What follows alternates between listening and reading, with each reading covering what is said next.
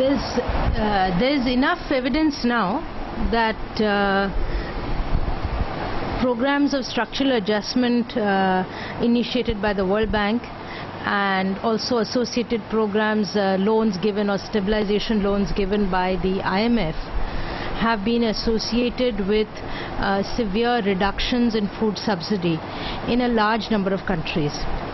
In fact, in one of the early studies of this impact of structural adjustment and stabilization on the social sectors, in a book called Adjustment with a Human Face, Andrea Cornea, Richard Jolly and Francis Stewart, they had pointed out that in large number of case studies which they looked at, 94 countries with structural adjustment, there is an attempt to reduce the food subsidies. Specifically, these programs have come with two types of interventions. One is to reduce food subsidies by shifting from universal schemes to targeted schemes, and the other is shifting from more direct food distribution programs such as a ration distribution or other kinds of programs in different parts of the world to food stamps or food coupons.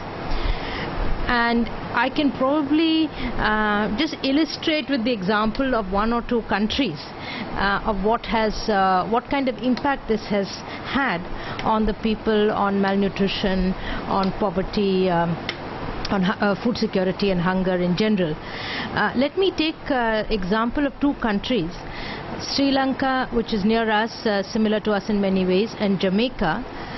Both of these countries have been written about by Amartya Sen and others as cases, as models as it were, of countries that managed to achieve relatively high levels of human development with relatively low or modest incomes. I mean, their per capita incomes, both are developing countries, are not very high. So these two countries, which were actually taken as models for the kind of intervention programs they were having, both of them we see how when after structural adjustment and IMF loans and associated policy changes, including cuts in food subsidy, how it actually went against what happened. Let me tell you about Sri Lanka first. In Sri Lanka, just as in India, there was a universal rationing system. And this was started by the British in 1942, wartime rationing as it was in India. And this system, after independence, unlike India, in Sri Lanka it was quite, it was run very well, and it was quite effective in terms of the contribution that the purchase of ration, mainly rice, made to household nutrition. In the early 70s, there was some attempt at sort of mild targeting in Sri Lanka. They tried to separate the benefits to income taxpayers and non-income taxpayers. But the real cuts to the scheme came in the late 70s when the Sri Lankan government, after started negotiating a loan with the IMF. In fact, one of the scholars, Lal Jayawardena, no longer alive today, wrote, but very perceptive commentator on Sri Lanka, wrote that the IMF negotiating team wanted to do away with food subsidies totally. And somehow the Sri Lankan negotiators managed to say that, okay, we'll keep some subsidy at least for the targeted group or so on. And what happened was that just as it happened in India, targeting was introduced so that only some households with a certain income criterion was set.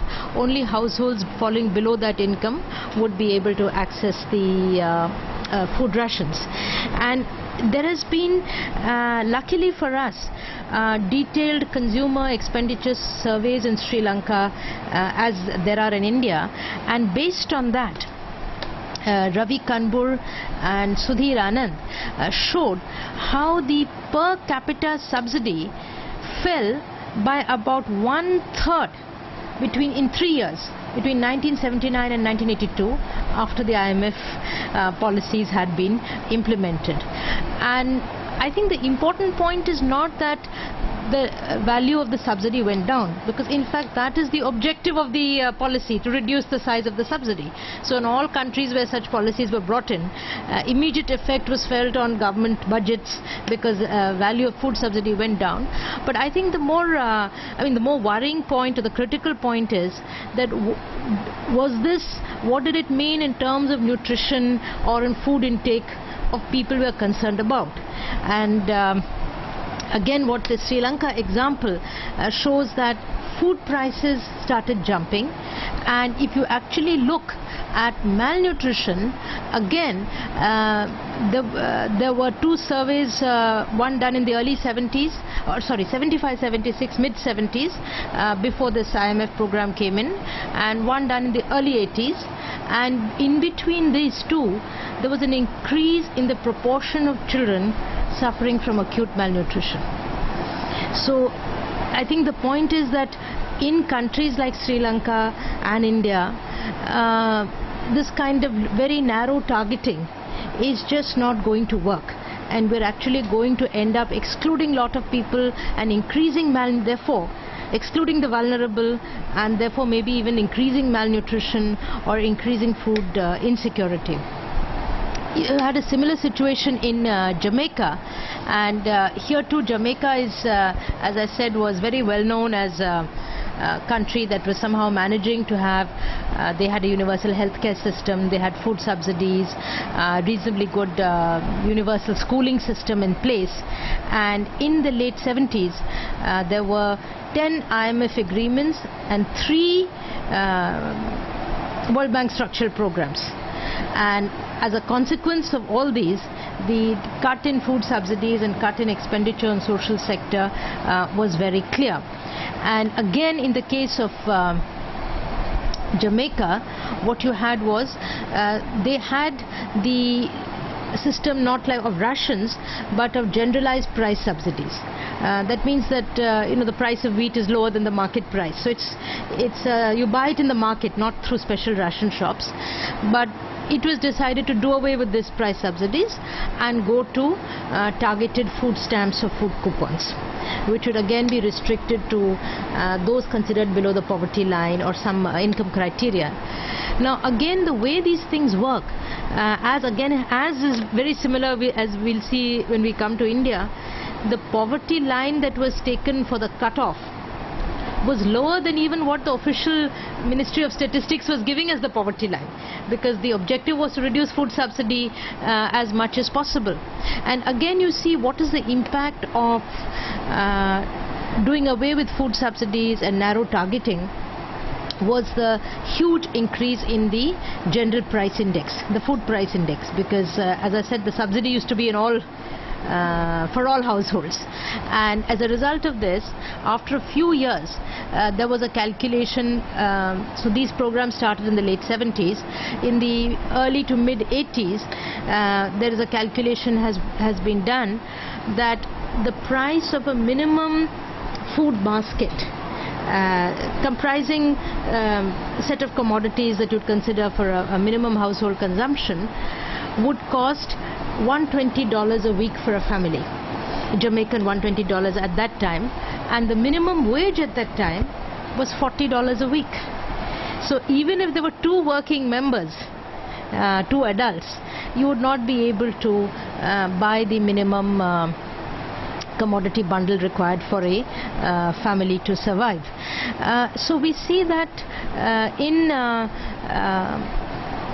other countries as well. In Tunisia, you have so many examples. In Zambia, in Mexico, you've had structure adjustment programs with very clear objective of reducing food subsidy. And in countries where there are large number of people who are still food insecure, high levels of malnutrition, and where you do not have, as I told you in the case of Jamaica or India or Sri Lanka, when inflation goes up, most people's salaries and wages do not go up automatically, so you don't have indexing. In these cases, you find that increased price inflation after the reduction of food subsidies has really led to severe cutbacks, increases in malnutrition, and worsening food insecurity.